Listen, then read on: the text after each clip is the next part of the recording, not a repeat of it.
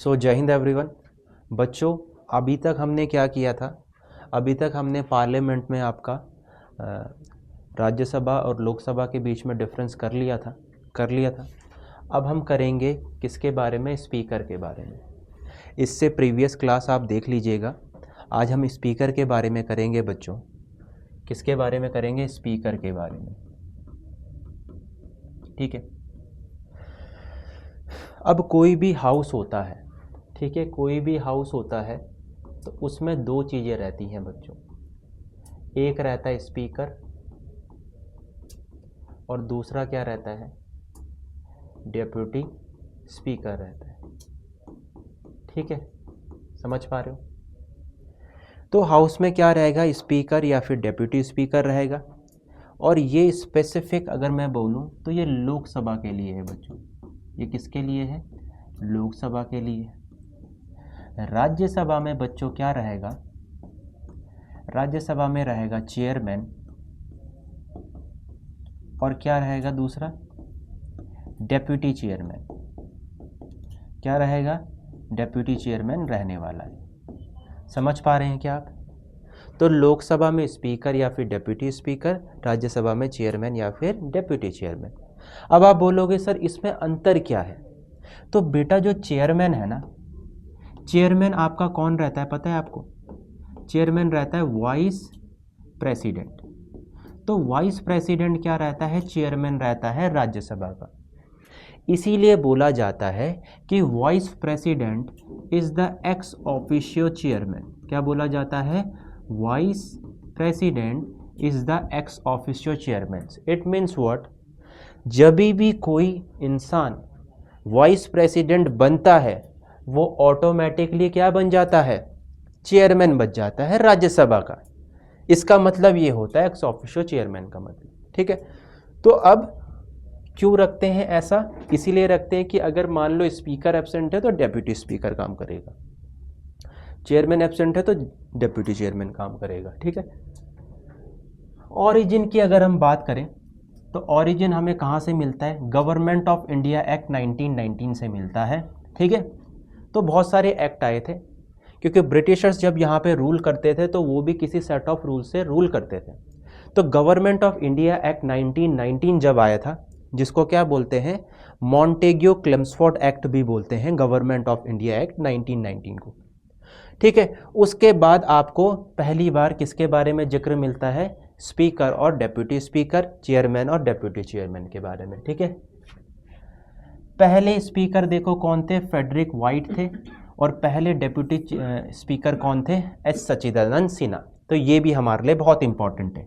अगर क्वेश्चन आता है कि पहले आपके डेप्यूटी स्पीकर कौन थे इंडियन, तो एस सिन्हा या फिर सच्चिदानंद सिन्हा, इसको नोट कर लेंगे बच्चों। और स्पीकर का जिक्र हमें पहली बार कब मिलता है? तो हमें बच्चों पहली बार जिक्र मिलता है स्पीकर का गवर्नमेंट ऑफ इंडिया एक्ट 1919 में। ठीक है। फिर विट्ठल जे पटेल बन गए हैं क्या आपके स्पीकर पहले इलेक्टेड? कहाँ? सेंट्रल लेजिस्लेटिव असेंबली में। तो इलेक्टेड कौन बना है? तो विट्ठल जे पटेल बना है। ठीक है। अब देखो इनका नाम क्या रख दिया? प्रेसिडेंट और डेप्यूटी प्रेसिडेंट का नाम रख दिया स्पीकर और डेप्यूटी स्पीकर। ठीक है। तो पहले क्या बोलते थे?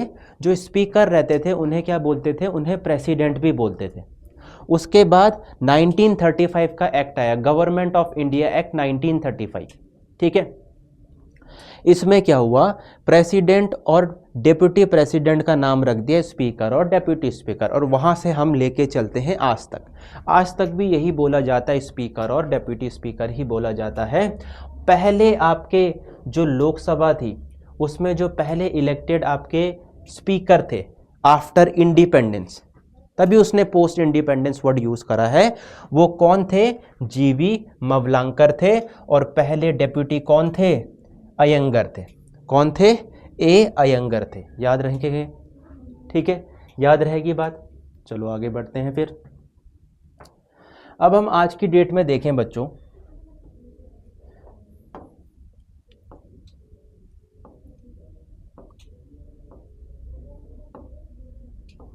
आज की डेट में हम देखते हैं। ठीक है।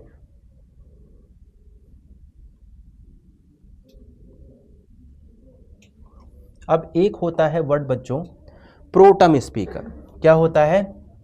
Pro tem speaker. Pro tem speaker. तो प्रोटम स्पीकर क्या होता है बच्चों?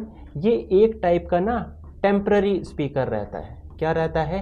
एक टाइप का टेम्पररी स्पीकर रहता है बच्चों।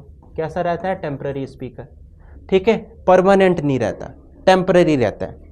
ठीक है, और इसको कब अपॉइंट करते हैं? जब आपका ना स्पीकर रहता है ना डेप्यूटी स्पीकर रहता है, उस सिचुएशन में हम प्रोटम स्पीकर को अपॉइंट करते हैं, जब हमारे पास कोई भी चांसेस नहीं रहते। ठीक है, प्रोटम स्पीकर कौन रहता है, किसको बनाया जाता है? उसको बनाया जाता है बच्चों जिसकी उम्र सबसे ज़्यादा रहती है लोकसभा में, इन टर्म्स ऑफ उसका टेन्योर। जिसका टेन्योर सबसे लंबा रहेगा वही आपका क्या बनेगा? प्रोटम स्पीकर बनेगा। ठीक है, टेम्पररी रहता है। कौन ओथ दिलाता है इसको? तो इसको राष्ट्रपति ओथ दिलाता है, ये याद रखेंगे। अब यहाँ पे देखो डिस्ट्रीब्यूशन है स्पीकर और चेयरमैन का, और इन दोनों के बीच में बच्चों क्या है? अंतर है। ठीक है,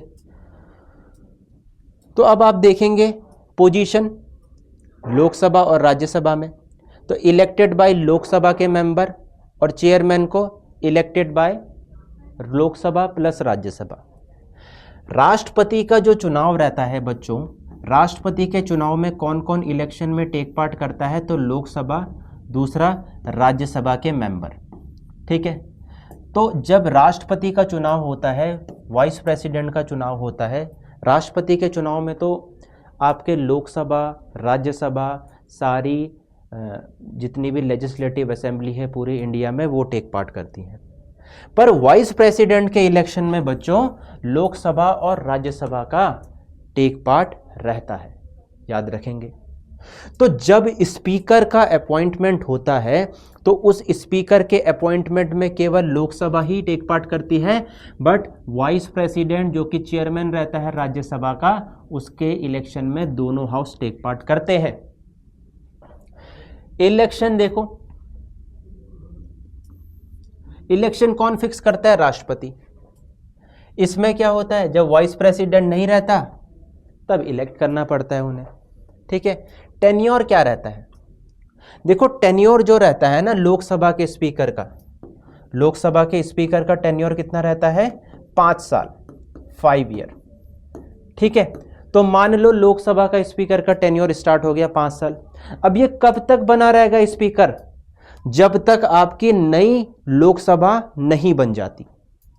मतलब जैसे ही लोकसभा 5 सालों के बाद डिसॉल्व हो जाएगी तो उसके बाद सारे के सारे मेंबर डिसॉल्व हो जाएंगे और नए मेंबर चुन के आएंगे। बट ये तब तक बना रहेगा, कब तक? जब नई लोकसभा बैठेगी और उस दिन नए स्पीकर का निर्वाचन होगा, उस दिन तक ये बना रहेगा बच्चों। उस दिन के बाद ये हट जाएगा।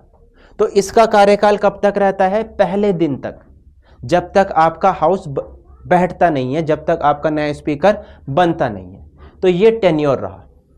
यही बोला गया है बच्चों इस लाइन में 94 के सी में, doesn't vacate unless removed as vice president.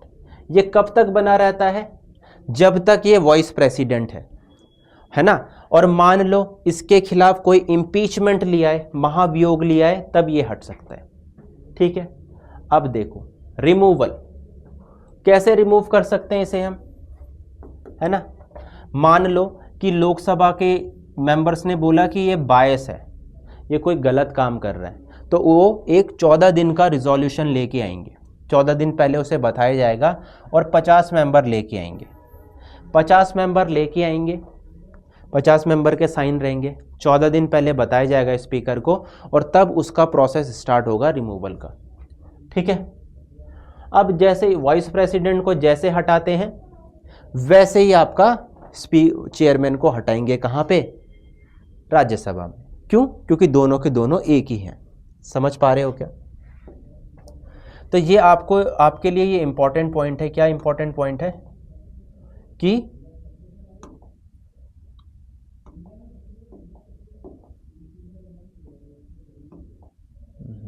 क्या हो रहा है?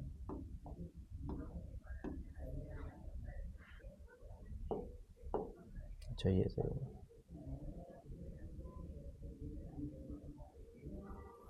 तो आपके लिए क्या इंपॉर्टेंट पॉइंट है बच्चों?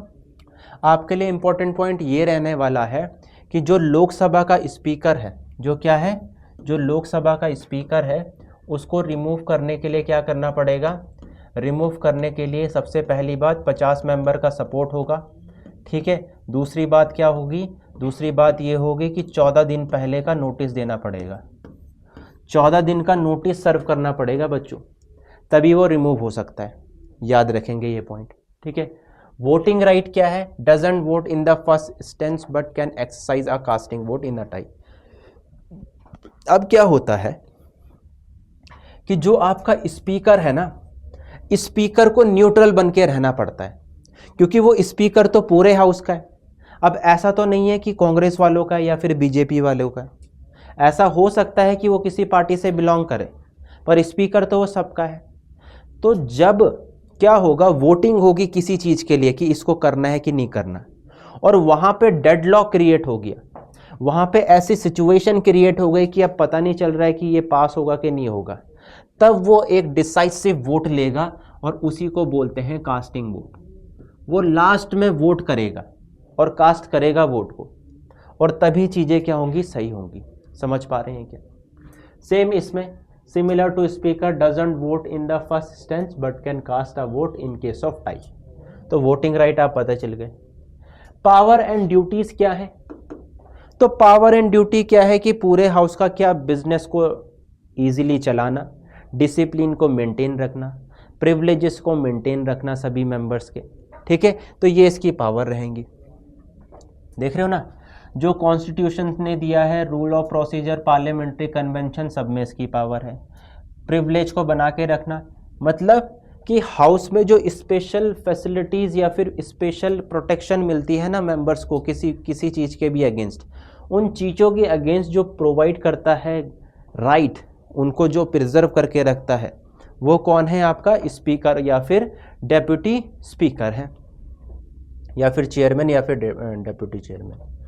अब देखो, ऑर्डर और डेकोरम को मेंटेन रखना है। फाइनल इंटरप्रेटर है कॉन्स्टिट्यूशन का एंड रूल्स का। मान लो कि अगर हाउस में ऐसी बात आ रही है कि यार सर इसने ये चीज़ें सही नहीं बोली है, या फिर ये इस प्रोसेस से नहीं होगा, अब ये इस प्रोसेस से होगा, तो अब जो स्पीकर या फिर चेयरमैन बोल देगा वो चीज़ फाइनल रहेगी, वो चीज़ सुप्रीम रहेगी, किसी और की बात नहीं मानी जाएगी।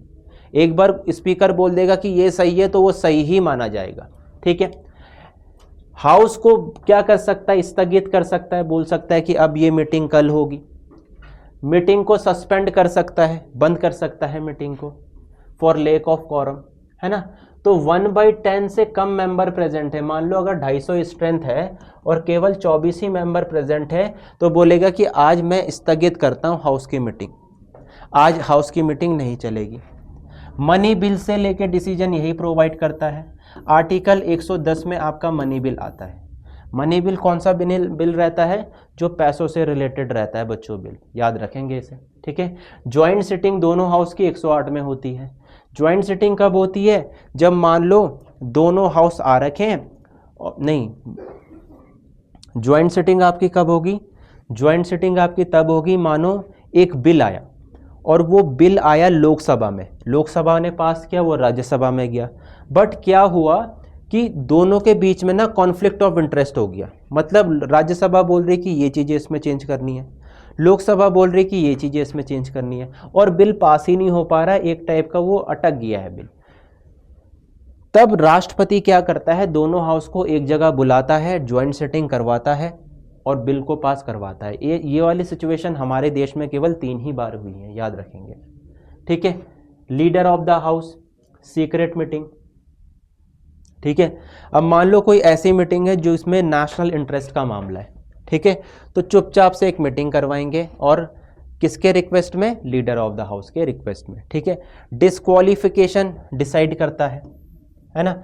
मान लो किसी ने क्या कर दिया, अपनी पार्टी को वोट नहीं दिया, किसी और पार्टी को वोट कर दे दिया, जिसमें मैंने क्या बताया था आपको?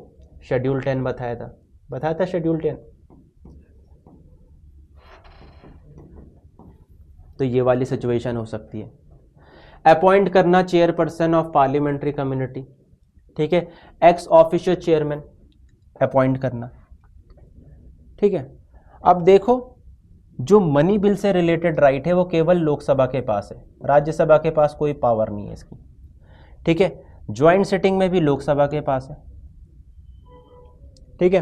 तो ज्वाइंट सिटिंग में भी जो आपका स्पीकर बैठता है वो लोकसभा का बैठता है। मनी बिल के बारे में भी जो बताता है वो लोकसभा का स्पीकर बताता है, राज्यसभा के स्पीकर के पास इन दोनों से रिलेटेड पावर नहीं है, ठीक है।